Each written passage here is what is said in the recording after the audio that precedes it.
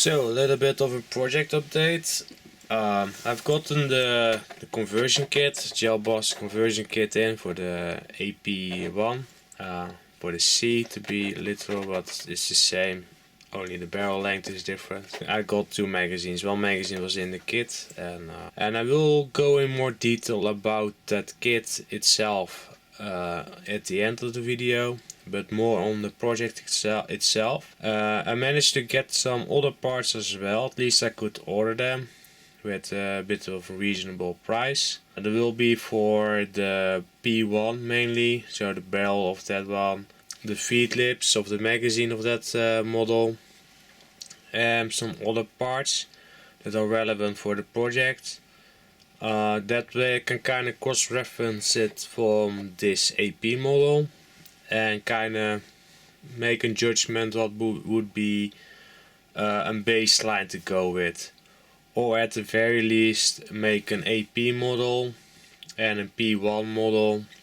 So if you get those parts, you can make a gel blaster with the 3D printing body kit.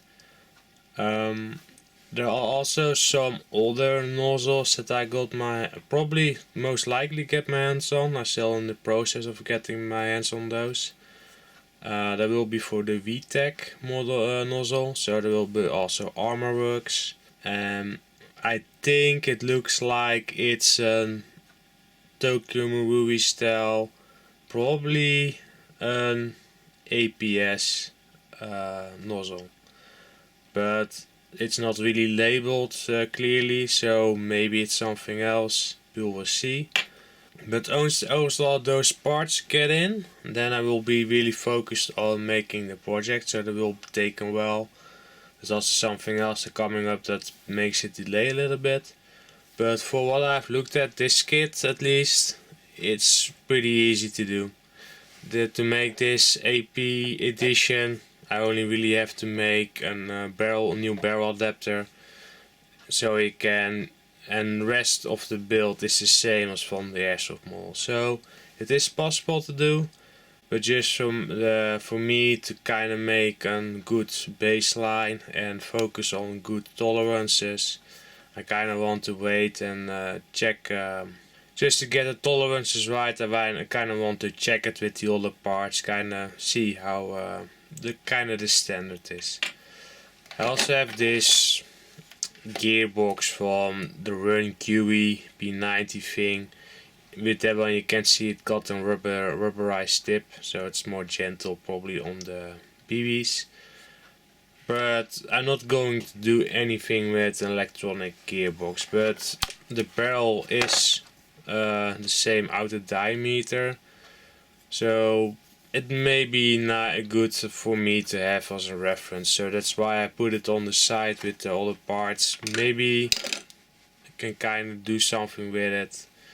If you are really desperate on finding a barrel, you maybe can get your hands on a tube like this and make a gel blaster. Also what I noticed is this nozzle, if you take an airsoft nozzle and you would add a little bit more on this tip, then you got the gel blaster nozzle. So that would mean that you can take a plastic tube, a nozzle TPU piece, so to make a good air seal. Then you do need to get a magazine, that's the harder part of it, for some areas in the world at least. And then you can make a gel blaster. But I will now go more in detail about the kit. But just for you guys that you know, I'm working on it. It looks like it's a pretty easy conversion. The testing data of the airsoft model will apply to this model. It's just basically a barrel conversion for me. And the way it cycles on green gas and HPA, and I'm gonna test today CO2 with the airsoft model, it will be the same. It's only that I don't know what the FPS will be and how it will differ with every nozzle. And I'm probably not gonna invest that much time in the gel blasters, but I do, since I saw it was just a really small modification I need to do to the project. I was willing to invest some time and money in the gel blaster thing, but I'm not gonna spend a lot of time testing and things like that. I'll let that over to you guys who are interested in it. But function wise, cycling wise, and that's also kind of nice about it, that it's the same as the airsoft model. So all the improvements made on the airsoft model will be applied to the gel blaster, and probably a lot of mods that are made for the airsoft model can be applied to the gel blaster.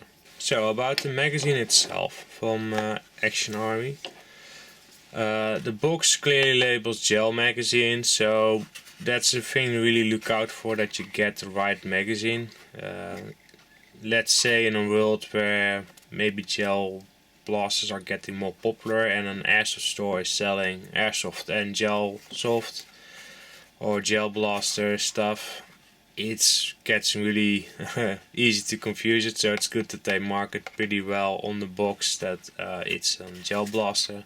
Besides that, it's just a box, so it's nothing to see there. In case you wonder how much does it differ from the airsoft model,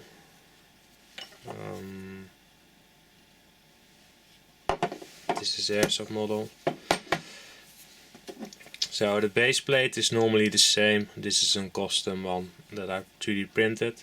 But as you can see, this lip right here, and that's really unique about the AP model. I don't know precisely why they did it, because other magazines that will fit an AP1 don't have this, like this one from VTech, and it's a CO2 magazine. But you can see it goes like this, and that looks really similar to the gel blaster one.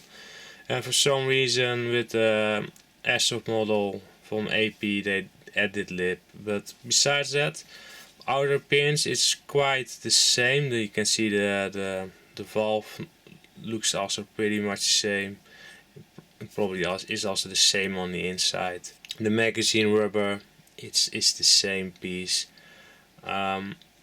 You probably can swap out the two parts, but it's not really useful to do so, because the channel inside of the magazine is different. So it's not that you can convert an airsoft magazine into a gel blaster. Maybe you can convert a gel blaster magazine into airsoft if you put an insert in it, but I'm not sure about it. Also a really thing to be aware about, and that was something that I did expect since I come from a paintball background, and I know with MacVet you want to have a softer spring for paintballs because it's brittle, instead of plastic BBs from airsoft. The spring is a lot lighter. You feel it right away when you have it in your hand. You put this spring down, it's really soft. Even for paintball standards, it's a really gentle spring. So yeah, that's a good thing that I did that, of course, because otherwise you get issues. But if you look at the back of the magazine, you would not really notice. I've really taken a close look at it. You would not really see a difference. This gap right here for the feeding pinlets of the nozzle is the same size. I put it like this and looked at it, and the wideness of it is also the same. Therefore you can just fit it inside of your airsoft replica. Therefore this kit exists and can be just converted. This also means when I saw that, like, okay, I can just put it in my replica, in an FGC6, and it will be fine.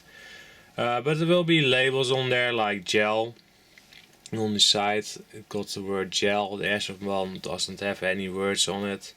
And there were some other parts that I also saw it on the follower on this side. This is the word gel, but this should be fine. You should not be opening up an airsoft magazine and a gel blast at the same time and swapping out parts accidentally. Then you should be fine about that. But it's just something you can notice. But at the front, when you look at the front, you will clearly see that this one is wider. So that's for the gel balls to fit through there. That's really the only difference. So that's a good thing about it. It will just fit inside of the replica that I made without any issues. So as you can see, it will just fit in fine. Also, side note, this will be the only magazines that I will be getting. In case I really want to make sure that I got the correct magazine gasket, I think it's called, then I will just swap it out. It's the same as with airsoft ones, so you can just swap it out by removing the pin. It will be fine for testing.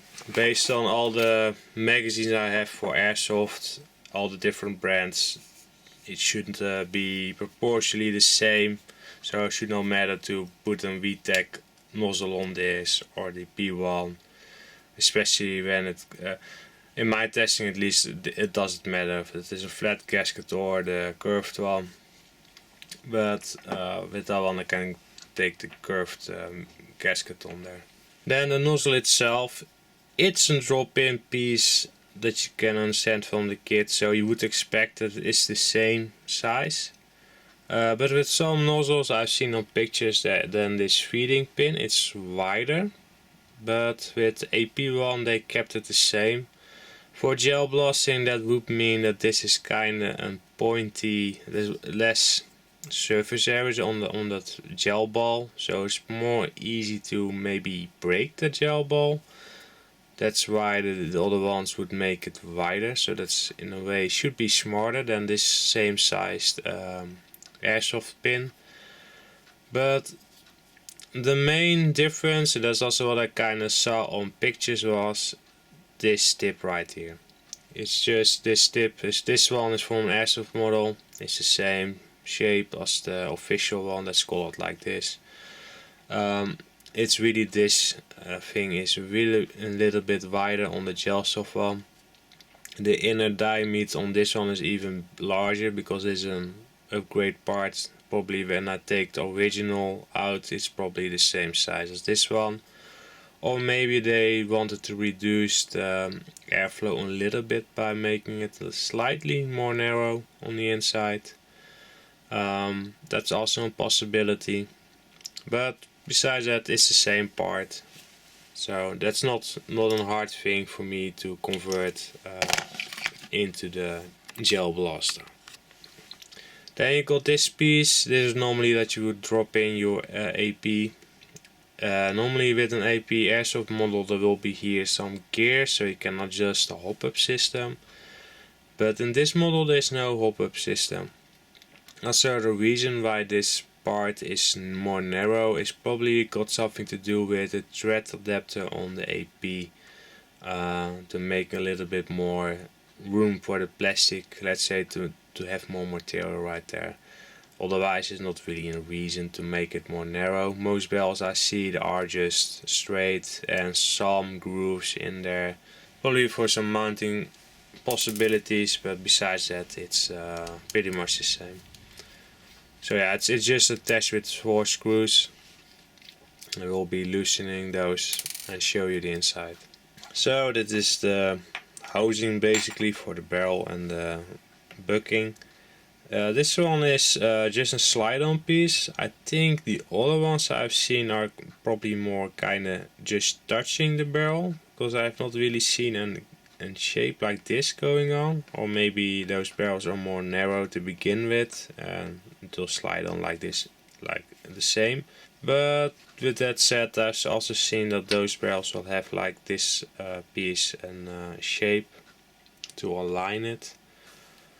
So we will see when those parts are getting in how it will be looking like, but at least I will be making an AP barrel adapter so you can place the barrel in and the rubber bucking, and then you can drop it in your replica. But yeah, that's pretty much it. And if you compare it with an airsoft barrel, you can ignore those lines. Those are lines Maple Leaf adds on there as well, but for pistol use it's only used with those lines right here at the back, and this line is to slide and grip on the rubber bucking, and this of course will have a hop-up function.